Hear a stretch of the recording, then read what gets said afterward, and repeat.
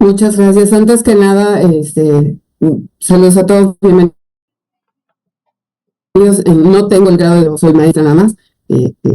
Muchas gracias por la presentación. El doctor Castañeda me va a acompañar y él va a participar con nosotros en la segunda parte de esta presentación. Pues bueno, nosotros estamos también muy preocupados en algunas habilidades que tienen que ver con el desempeño de nuestros alumnos y que probablemente implica de nuestra creatividad y de la capacidad que como formadores tenemos para desarrollar en ellos y mucho también del currículum oculto. Me gustó mucho escuchar a mis compañeras que antecedieron porque creo que aportan elementos a esta visión que hoy les queremos plantear. Nosotros hicimos un estudio sobre una estrategia en particular que implementamos con un grupo. Este grupo que ven ustedes en pantalla es el grupo de primer año, el primero y segundo semestre de la licenciatura en educación preescolar. Y bueno, en general este estudio se hizo con 30 estudiantes de primer año que estudian en nuestra escuela, la Escuela Normal de las Huastecas. Y la problemática que identificamos para despertar la curiosidad de incidir de manera distinta fue las dificultades que tenían para la consecución de objetivos comunes. En las escuelas normales normalmente o tradicionalmente se trabajan muchos proyectos, sobre todo a últimas fechas, y era muy difícil para estos muchachos lograr estos objetivos comunes.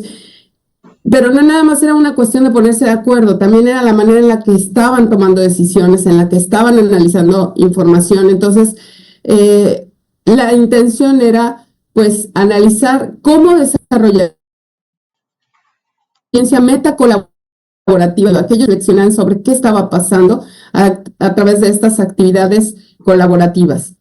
Y, bueno, me tengo que comentar también que nuestra Escuela Normal de las Huastecas se encuentra ubicada en un municipio de la zona indígena que se llama Huejutla de Reyes. Esta zona es conocida como las Huastecas. Entonces estamos en la Huasteca hidalguense y quisimos saber el nivel de influencia que podría tener la implementación de estas estrategias colaborativas en el desarrollo de sus habilidades de pensamiento crítico. Bueno, revisando la literatura, nos damos cuenta que el trabajo colaborativo tiene una gran relevancia en la adquisición de habilidades cognitivas y que puede incidir en mejorar la formación de los docentes a través de esta práctica reflexiva. Si tomamos como punto de partida dos definiciones, porque hay muchos autores que tienen diferentes formas de entender el pensamiento crítico, podemos decir que Elder y Paul habla de que el pensamiento crítico implica mejorar la calidad del pensamiento al comprender y aplicar patrones fundamentales, evaluándolos según sus estándares intelectuales. Entonces, esta fue nuestra premisa inicial. Y en cuanto al trabajo colaborativo, tomamos en cuenta a Maldonado, que nos dice que el modelo interactivo que fomenta la construcción conjunta entre estudiantes requiere de esta combinación de esfuerzos, talentos y competencias. Pero no es solo una técnica, sino de hecho es una filosofía de interacción. Así lo entendemos nosotros. Entonces será una práctica permanente en el salón de clases. Y bueno, el pensamiento crítico, como ya decía, tiene una diversidad de enfoques, siendo maestros y alumnos, y yo podemos mencionar aquí lo que dice Mejía, Orduz y Peralta, que es simplemente el uso de herramientas conceptuales. Hay el Lemming y Facione, dicen que es desarrollo de habilidades cognitivas. Y Macmillan, por ejemplo, se enfocaba mucho en test utilizados para medir el pensamiento crítico, o sea, como un resultado de cómo lo están usando.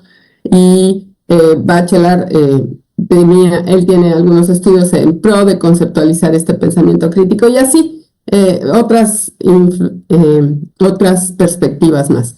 El trabajo colaborativo, por su parte, aquí sí lo maneja Ramírez y Rojas como una estrategia didáctica que implica un cambio en la mentalidad del maestro. Y si se fijan, esta definición en particular atiende a nuestra preocupación inicial. Pero lo importante es, yo quiero que mis alumnos sean críticos, sean pensadores críticos, desarrollen su habilidad de análisis, de valoración, de toma de decisiones, pero tengo que empezar por ser crítico yo mismo. Esto es lo que nos dicen Ramírez y Rojas. Yo, formador de docente, tengo que hacerlo. Entonces, bueno, ¿cuáles fueron en concreto la implementación de estrategias? Nosotros obviamente trabajamos mucho. Estos dos cursos, esta estrategia se manejó desde dos cursos de práctica, el curso de trayecto de práctica de primero y el curso de trayecto de práctica de segundo. En primero y en segundo, el nuevo plan, el 2022, sí nos pide específicamente trabajar el pensamiento crítico. Y entonces se hicieron estrategias como discusiones. En clase todo el tiempo había estos ejercicios de dialéctica cuestionando. Nuestras sesiones se convirtieron en sesiones de diálogo constante. Obviamente se hicieron grupos de estudio, se les daban textos para que ellos los leyeran, los analizaran y después los desmenuzáramos en grupo, se generaban debates y obviamente había proyectos colaborativos como exhibiciones, presentaciones, pero todo absolutamente se manejaba en equipo y tenían que acostumbrarse a este liderazgo transversal que implica el trabajo colaborativo. Tuvimos invitados, hicimos foros de discusión, estudios de casos. El plan de trabajo que llevaban a sus prácticas, pues obviamente implicaba la implementación de instrumentos de observación que ellos tenían que desarrollar y analizar. Y al final pues hacían la redacción de informes, pero tenían que ser informes argumentados y sustentados después de un ejercicio de análisis. Aquí podemos ver, ya para darle paso a mi compañero, el doctor Castañeda, que el entorno educativo se convirtió en una sinergia de colaboración permanente. Había constantemente confrontaciones ideológicas, pero siempre muy respetuosas. El análisis multiperspectivo de cualquier situación se tenía que cuestionar el por qué, para qué, cómo, qué dice un autor, qué dice otro autor, para que hubiera una reflexión crítica en la aplicación de sus conocimientos. Como ya comenté, el liderazgo compartido y por supuesto los objetivos comunes. Hasta aquí espero haber planteado bien el tema y doy paso al doctor Castañeda. Muchas gracias, maestra Katia. Les doy un cordial saludo a todas las investigadoras e investigadores que están en cita en esta mesa de discusión. Y bueno, la metodología de la investigación que nosotros seguimos fue mixta. Por una parte, tomamos elementos de carácter cualitativo, ¿sí? Particularmente aquellos que tienen que ver con los desafíos para la organización grupal, pero también cuantitativos, ya que logramos a través de diversos instrumentos de recopilación de la información el poder tener información para analizar los datos y medir el impacto justamente de las actividades. La investigación se compone de diversas categorías de análisis, algunas de ellas ligadas, por ejemplo, a algunos requerimientos académicos que tienen que ver con las habilidades de investigación de los participantes, su propio trayecto de la práctica como practicantes docentes, las relaciones interpersonales, relacionado a la dinámica de grupo, los proyectos colaborativos, pero también con respecto a aspectos personales, a su desarrollo personal en relación a la percepción de logros y desafíos, a la adaptabilidad y a la resiliencia. Y utilizamos diversos instrumentos de recopilación de la información, como la entrevista abierta al principio del curso, la entrevista semiestructurada al final del curso, diversos registros de observación en clase, evaluaciones formativas del curso. Adelante, por favor. Esto nos permite entonces, después de analizar la información recabada, el poder llegar a algunos resultados. Por un lado, observamos una mejora en la conciencia metacognitiva, un desarrollo de esa capacidad reflexiva. Por otro lado, un impacto positivo en la conciencia metacolaborativa, es decir, el poder desarrollar más su capacidad organizativa, y considerando algunos testimonios de los participantes, también observamos el desarrollo de una comprensión contextualizada. Adelante, por favor.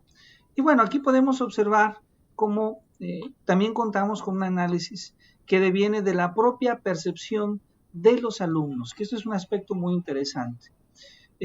Por un lado, del lado izquierdo, considerando las características del trabajo colaborativo, como la enseñanza recíproca, el liderazgo horizontal, la interdependencia positiva, los objetivos comunes, la responsabilidad individual, la comunicación abierta, y podemos observar cómo mediante esta estrategia algunos de estas características elevan mucho más su indicador. Muchas gracias.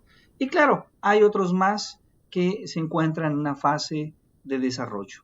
Por otro lado, con respecto a su percepción sobre el logro de las características de pensamiento crítico, haciendo énfasis en las características de argumentación, análisis, solución de problemas y evaluación, nuevamente observamos cómo mediante estas estrategias hay un logro significativo, y claro, algunos estudiantes que aún consideran por ellos mismos que están en proceso de desarrollo. Adelante, por favor. Bueno, ¿cuáles son algunas de las conclusiones a las que llegamos en este proceso de investigación? Pues bueno, que los resultados justamente nos permiten respaldar la idea de que el trabajo en conjunto no solamente mejora las habilidades sociales, sino que también logra potencializar las capacidades cognitivas esenciales para la formación de docentes reflexivos y competentes. Segundo, que es esencial que los futuros docentes de educación preescolar puedan desarrollar habilidades de pensamiento crítico, ya que estas son justamente consideradas dentro como un eje articulador en los programas de formación básica. Y tercero, en el contexto de la nueva escuela mexicana, hay que rectificar la incongruencia en la formación sobre el pensamiento crítico para docentes de escuelas normales, como una estrategia inteligente para avanzar en la reforma educativa. Adelante, por favor. Bueno, pues agradecemos a todos ustedes su atención, y muy especialmente agradezco a la maestra Katia Alexandra García Herreros, con quien he tenido la oportunidad de colaborar en este proyecto. Muchas gracias a todos por escucharnos. Muchísimas gracias a ambos, doctor y maestra Katia. Vamos a esperar el enlace, ya lo tenemos aquí, ¿verdad? El enlace para evaluar esta última ponencia de esta mesa, para dar paso a algunos comentarios al final.